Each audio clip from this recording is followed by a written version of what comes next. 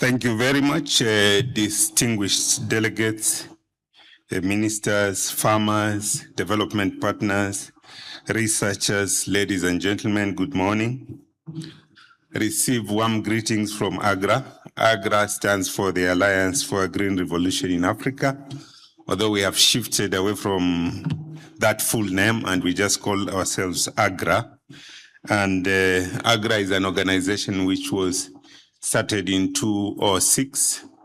So in 2026, we are celebrating 20 years, our 20th anniversary. And it's an organization which was started by Kofi Annan, the Gates Foundation, and the Rockefeller Foundation, with the objective of advancing inclusive agricultural transformation in Africa, with a clear focus on smallholder farmers and supporting them to be productive as well as to be prosperous through the agricultural activities. And we've been working for the last 20 years with farmers, with governments, with the private sector, and with other stakeholders, just to realize this desire to improve agriculture in the continent. In 2004, Kofi Annan made a speech in Addis about ending hunger in Africa. And out of that speech, the ideals of what we needed to work on as AGRA were born. And right now, after 20 years of work, we find ourselves at a defining moment where we are facing climate issues, where there's a lot of conflict across the globe, be it Ukraine, Russia, or the US, Israel, Iran conflict, which is undermining global supply chains and therefore impacting agriculture in the continent, be it pandemics like COVID, which also disrupted supply chains, therefore impacting our farmers.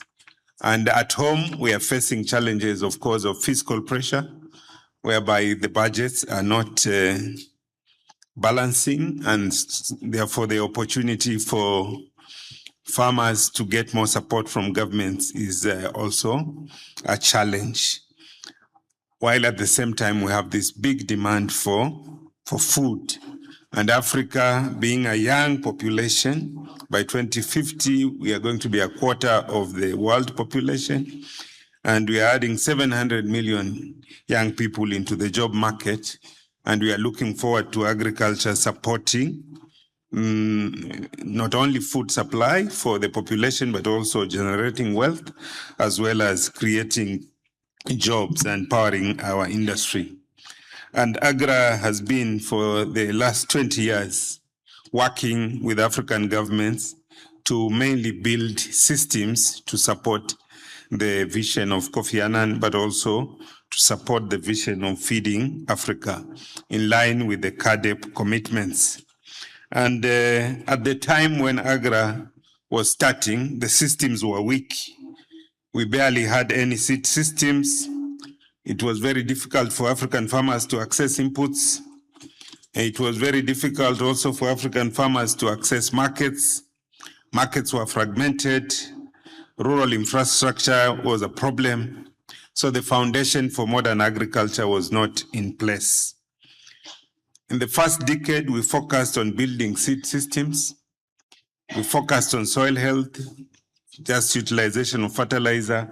When we started, it was below 6 kilogram per hectare. Right now, on average, we are around 18 kilogram per hectare, with some of the countries that are using fertilizer, the most being Kenya at around 40 kilogram per hectare.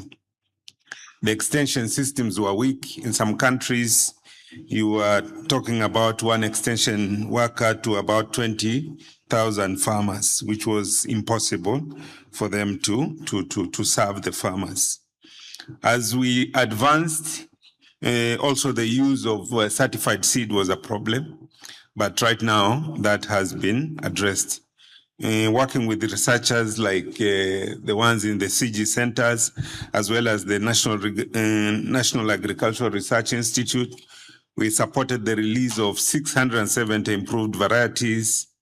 We created 144 local seed companies and supported the establishment of agro-dealers and moved access to agro inputs from 40 kilometers to about 4 kilometers so that farmers can access these inputs.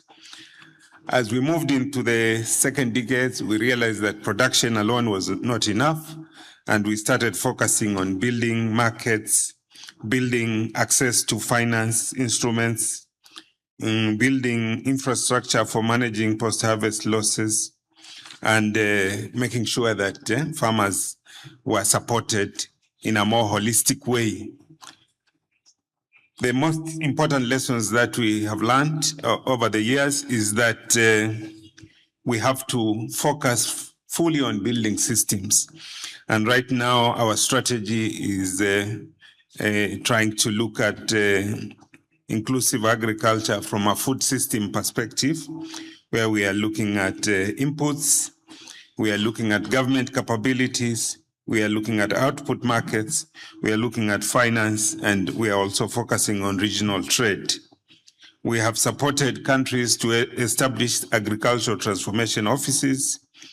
We have supported research institutions, trained breeders, and we have established some financing facilities like NIRSAL in Nigeria, as well as GIRSAL in Ghana, and other instruments for financing agriculture.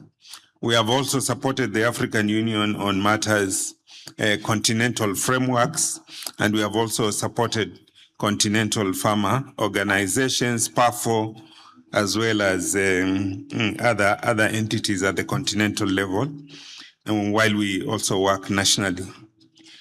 We have realized over the years that the challenge with farming in Africa is not just a technical problem. The technologies are there, and the solutions exist for some of the challenges that we see. Most of our research institutions are doing very well in deploying solutions. I think the biggest problem has been political and institutional. The political will has not been there. It is there in rhetoric, but in terms of deploying, for example, the 10% public investment, it has been lacking. So we are underinvesting in agriculture. The policies have been not consistent. There are always policy reversals because of political considerations, and sometimes these take us back. The enabling environment for the private sector is also a challenge, which makes it risky for the private sector to come in and invest in the sector. And for us to succeed, it means the farmers, the governments, the development partners, and the private sector have to move together in tandem. The other challenge that we're still grappling with the support of MasterCard Foundation, we are also trying to use the agriculture sector as an avenue for creating work opportunities for our youth and women. So inclusion is still a very big issue, as was remarked by the female farmer from Kenya, Ebla. So some of our programs now have a cross-cutting theme of youth inclusion and youth empowerment and women inclusion and women empowerment by identifying the barriers that keep them outside of the mainstream agricultural activities, barriers like access to land, barriers like access to finance, and barriers like access to markets and technologies. So most of our interventions are now targeting at some of these challenges so that we can improve access or participation of the youth and women in the agriculture sector. So AGRA has evolved, and to conclude, let me say that as we move forward, we have the following 5 priority areas.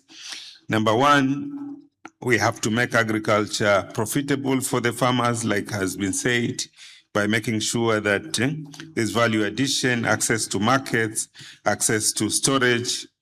We have to strengthen institutions that support the agriculture sector. We have to support the inclusion of youth, and we have to strengthen collaboration between the stakeholders, that is government, farmers, private sector, researchers, and other development partners.